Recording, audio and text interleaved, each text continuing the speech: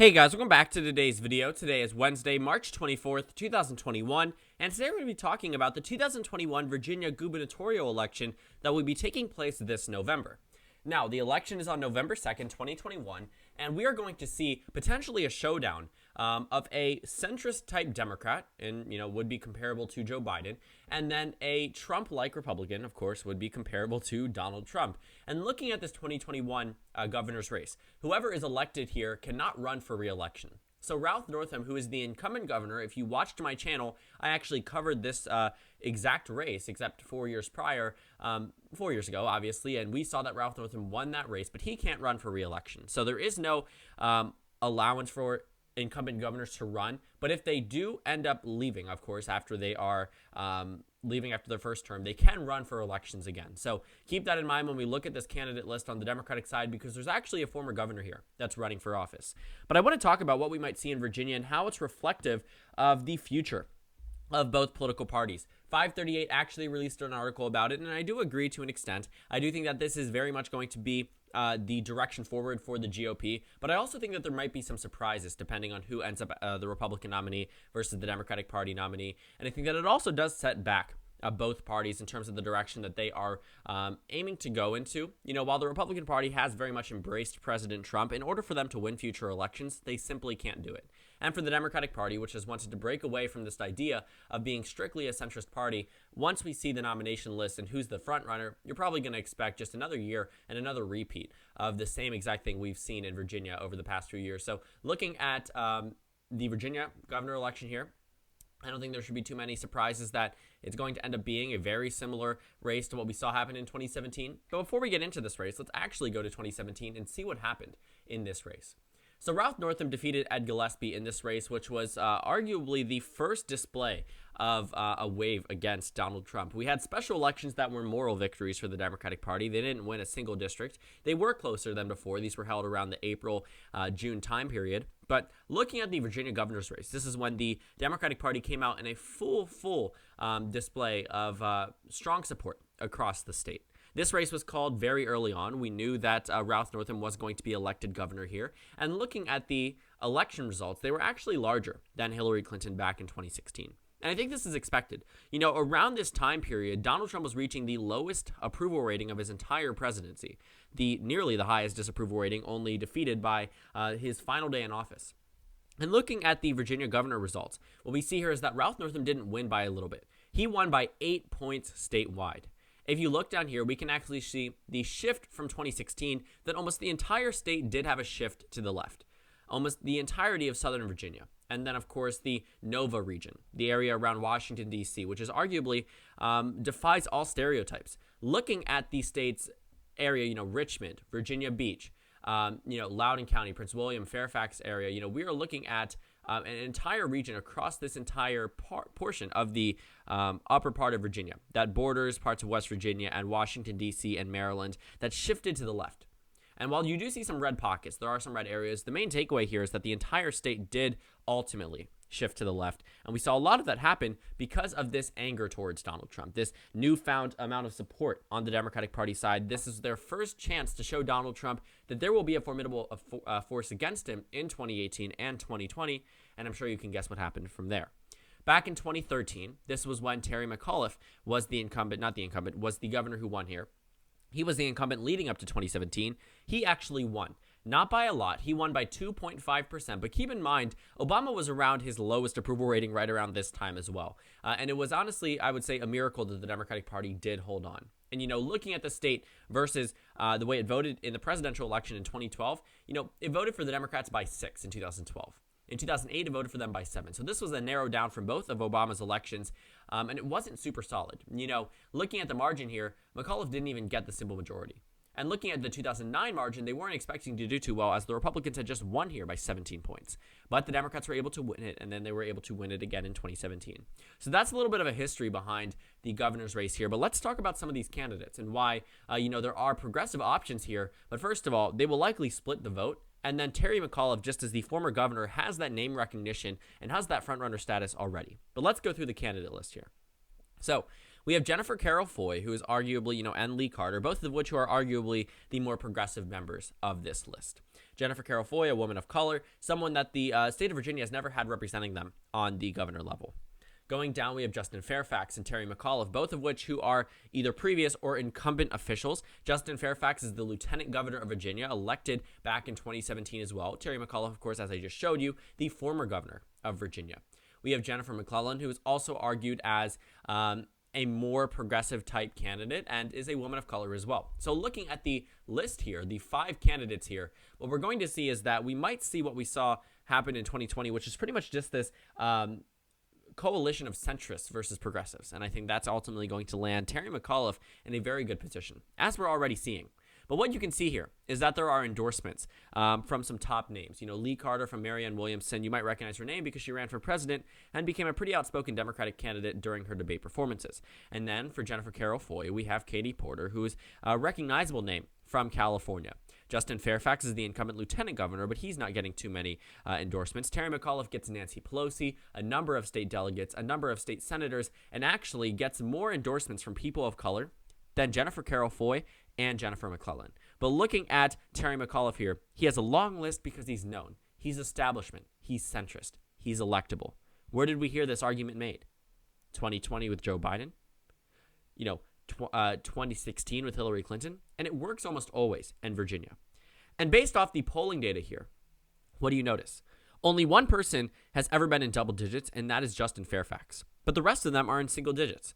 Jennifer Carroll Foy, who has been, she announced this bid for the 2021 Virginia governor election, I think, before Biden was announced, way before, because I remember following her on Twitter because I wanted to watch how this election would unfold, and I knew she was one of the first announcements. So she has been wanting to run for governor for quite some time now. Justin Fairfax, it seemed like a very much easy way for him to go, but he has been scandal-plagued. Terry McAuliffe, now that he's announced, is the immediate frontrunner, and you can see that here, getting more support than every other candidate by far. More support than any other candidate by far. And then Jennifer McClellan is in single digits, and then the undecided seems to be still a large amount, but if Terry McAuliffe is polling 32, 42, 43, 26, he already has a pretty significant portion of the electorate for him, where he can just win not even half of the undecided vote and still end up winning. So that is the Democratic primary rundown. I want to show you, before we get into the Republican primaries, what is actually the history behind Virginia here. So let's go ahead and see. I didn't bring up the page, so we're going to do a little bit of Wikipedia searching in order to get us there. So we're going to go to the Democratic primary in 2020. So that means we'll go to the presidential election, and then we'll go back to 2016. It's a little bit of some work here to get there, but let's look at Virginia in particular in the governor election, not the governor election, in the primary election back in 2016 and 2020. So if these pages load, I apologize that it's taking longer than it should have. I should have left these up, but at least it's not super slow. So Virginia, we have a state that Hillary Clinton won by a pretty considerable amount. She was able to win it in the Democratic primary against Bernie Sanders. He had not dropped out at this point, but she won 64% of the vote to Bernie Sanders' 35%. What you saw here is that she nearly swept the state. And in 2020, we saw a very similar response in the state of Virginia. Virginia was a state that was open on Super Tuesday. It was a very monumental wave for Joe Biden, and he won nearly every single county in the state of Virginia, nearly every single one except for one county. And ultimately, this put Joe Biden in a very, very strong position moving past this point. He became the front runner after this evening with state victories like Virginia. And looking at it, what you'll notice here is that when you combine the progressive vote, which is the Bernie Sanders, Elizabeth Warren, and the Michael Bloomberg vote with Joe Biden, which is arguably the more centrist, more conservative Democrat type of feel, right? Combining that vote, where do you put Joe Biden? Well, that's essentially adding 10 points. So he's around 63, and then you add to Bernie Sanders, and he's at 33. Does that ring a bell? Looking at the numbers here, Hillary Clinton won. Bernie Sanders, was able to get 35%. If he got all of Elizabeth Warren's vote in 2020, he would have gotten roughly the same margin. You see, Virginia is not this progressive state by any standard, by any metric. Virginia is not a progressive state.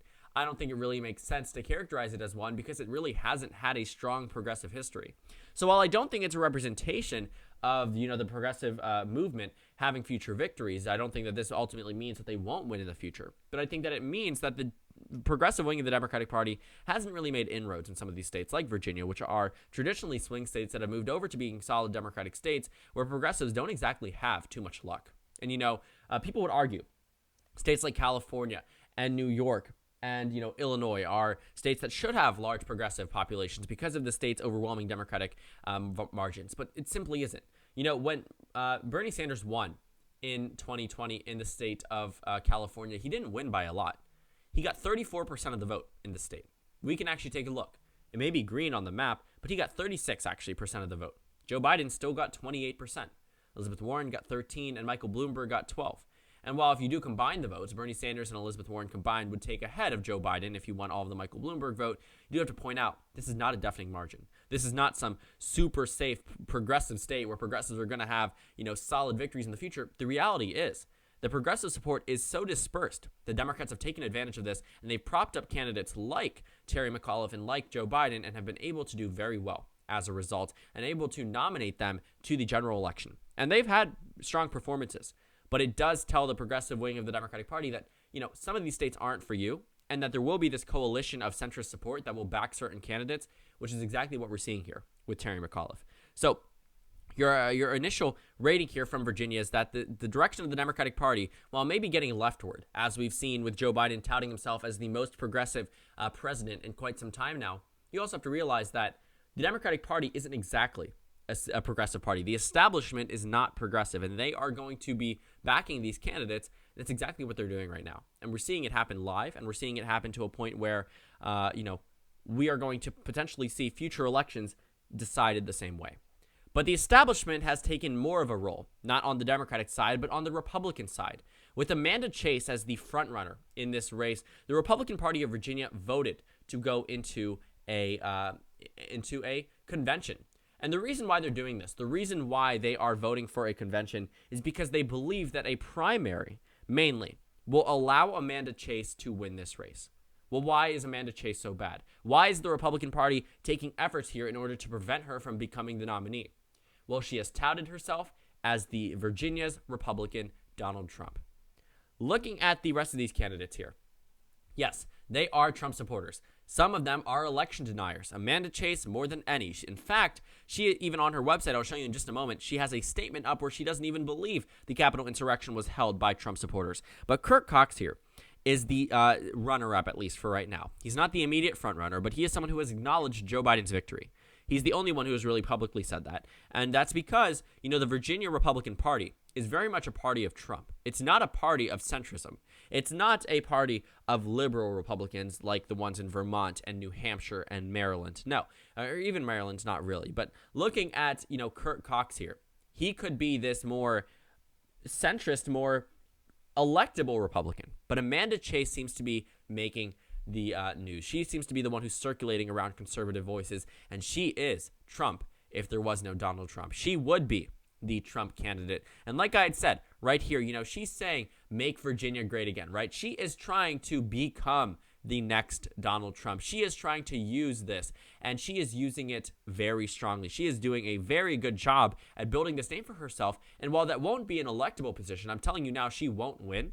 She also is going to be able to do well in the primary as a result. So looking at this, scrolling down here, what do we see? So these are the alleged, quote, Trump supporters storming the Capitol. Really? I mean, these are Facebook statements being made directly from her. It's as if she's live tweeting without Twitter. Or I don't know what the word for Facebook would be, but just live posting here, putting these claims out that are completely false and just arguing that it doesn't really make sense. And now instead of, going through a primary, because that's not going to happen, she's asking her supporters to become delegates, do everything they can so they can go to the convention and they can actually vote for her to become the nominee. So looking at her, she is going to try to replicate what Donald Trump did. But what does that mean? What does replicate what Donald Trump did?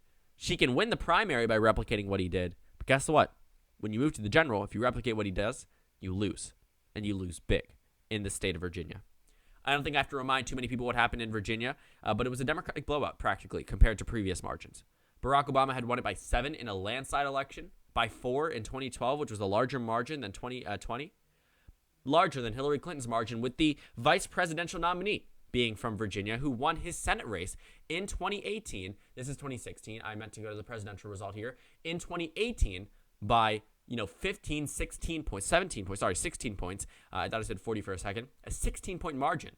And yet, Joe Biden outperforms Hillary Clinton, outperforms Barack Obama, outperforms Al Gore, John Kerry. The state actually hadn't gone to a Democrat since 1964, and then Barack Obama won it. And then it continued its Democratic strength. But now, this was Joe Biden's victory here. And get this. The last time it was won by double digits by a Democrat was 1944. 1944. Isn't that interesting? On the presidential margin. So Joe Biden won here by 10.1%. The state is not a competitive state. But if the Republican Party can get someone like Kurt Cox to the nomination, and I'm not going to say he's a centrist Republican, but in comparison, he is. I still think he's one of the more extreme members of the GOP here, because those are the type of candidates that win primaries, especially in states like Virginia, where the GOP has very much faded into irrelevancy. Kurt Cox here is going to be potentially that voice that can, if defeating Amanda Chase, could go to the general election and say, I defeated the Trump of Virginia, and now I'm here to win over the votes from independents and some conservative Democrats. But at the end of the day here, I think that this goes to show that the fact that Amanda Chase is the front runner and that precautions are already being taken against her by the Virginia GOP, it sort of tells us where the GOP is going. And, looking at the approval rating of Terry McAuliffe when he left office, we're talking plus 11. He is probably going to soar to re-election if the nominee. I don't think the GOP is going to have a good chance at contesting this race. Looking at his 2013 results, he's not wrong that he's an electable candidate. He has touted he's the only Democrat who was won under a Democratic administration. He's not wrong. Looking at Virginia in the 21st century, in 2009, after Obama had won the state by 7 points, the Democrats had won the election with over 250 seats the year prior, with nearly 60 Senate seats.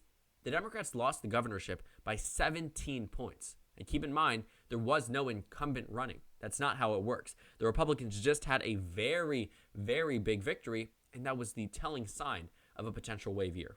2010 was a wave year for the GOP. And then in 2017, the Democratic Party won here by a pretty considerable amount. Won here by, honestly, a very large margin. He won by 8 points. And then in 2018, what we saw was the Democratic Party did very, very well. And, looking at the presidential election results, the GOP should have never expected to do super well. Despite Donald Trump flipping a number of states, Pennsylvania, Michigan, Wisconsin, Iowa, Ohio, Florida, Hillary Clinton was still able to win the state by nearly 5 points, a 4.9% margin. Let's see here. It's, I think, actually a 5-point margin, 5.4%.